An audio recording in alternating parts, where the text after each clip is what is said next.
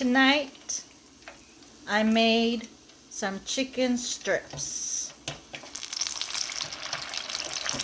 Just let it cook for a little bit longer. And this is the outcome.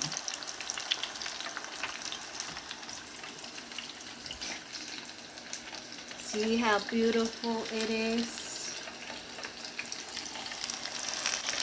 Chicken strips.